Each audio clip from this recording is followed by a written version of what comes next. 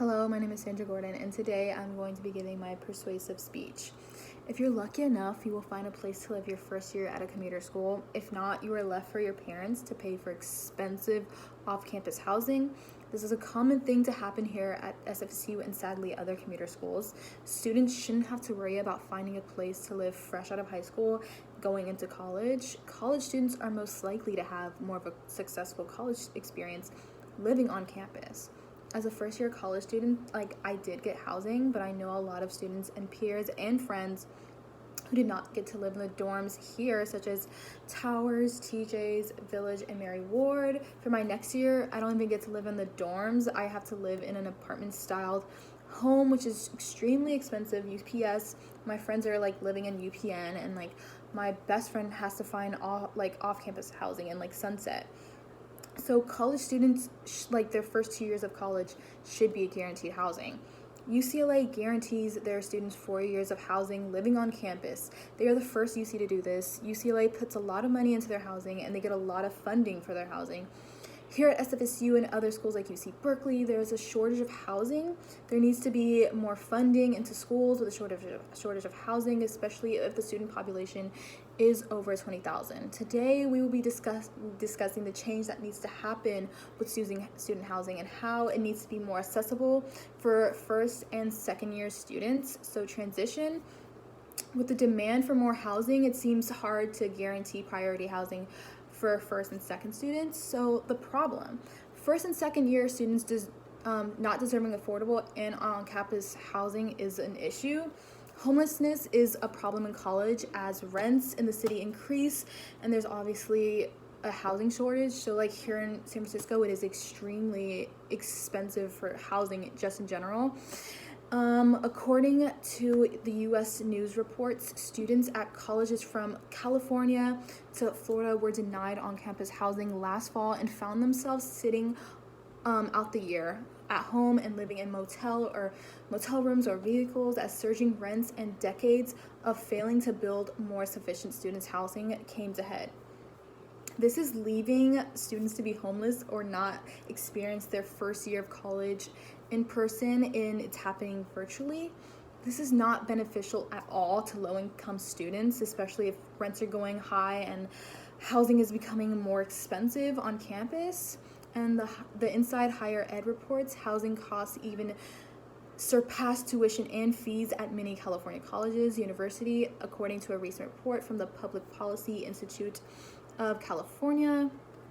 Research has shown when students live in the dorms on campus, even if it's just for the first year, they are most likely to achieve academic success. So this is a problem for students who aren't guaranteed housing. According to College Basics by CV experts, one of the best reasons for choosing to live on campus is the fact that there is evidence to prove that those who live on campus during their first year of college get higher grades than those who don't. In 2010, the University of Northern Iowa published statistics on their Department of Residence page showing that this is true for all college students at all grade levels, not just freshmen. Their statistics also showed that students living on campus were almost twice as likely to make the dean's list. So it shows that you're most likely to be academic, successful, if you're living on campus. The students will make friends, become accustomed to campus life, they will save money and become more independent. Being close to staff, faculty, administration, and resources around the school, that's super important for a first-year student and second-year student. Colleges not being able to build dormitories at all or fast enough for incoming students is a big problem too. As of now, this is a huge problem at UC Berkeley if you haven't heard already.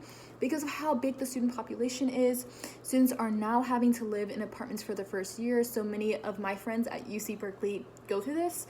A lot of them who are first years have to find an apartment already. They go straight into finding an apartment.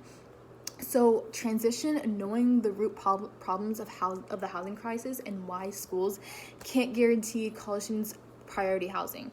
A lot of the housing shortages is because the school does not have a lot of resources for all the students. In a lot of the schools, they just don't have the bed capacity to fit every enrolled students who plan on living on campus. Schools like UC San Diego face bed shortages even today. People say this is because the post-pandemic, but this has been happening for a while, but an increase in enrollment has been happening. There's also an issue of not having enough room on campus grounds to build more housing. I know UCLA is, building more, and they're buying more lots. Here at SFSU, it's so compact, you guys know, and it's San Francisco already. So it's hard for the school to build more dormitories. Currently here at SFSU, because of all the issues with housing, there's definitely a homeless problem with the students. UC Santa Barbara faces the problem of creating a dorm that sounds like a prison with cramped room and few windows. It's being called Dormzilla. And there's also schools not having that much funding to build more dormitories and beds. Going back to the first 2 points, it could all circle around to the schools just not having the funding to make this all happen. And we're going into the solution now, so transition to see change happen with housing. So first and second year students have a positive experience. Could happen with more funding within the state, recognizing that there is a problem with students being displaced from housing. Also, seeing the research that students become more academically successful and happier when they live on campus. So the solution must be more funding, but there has to be more than that. It has to be making sure that the amount of people that are enrolled at the school and wanting housing match the number of beds at the school, ensuring everybody has a home. What UCLA has done has made skyrise buildings into dormitories, with rebuilding old buildings and also building dormitories into parking lot, and this is making it more eco-friendly because less parking lots mean less cars and traffic coming into the school because everyone has a place to stay.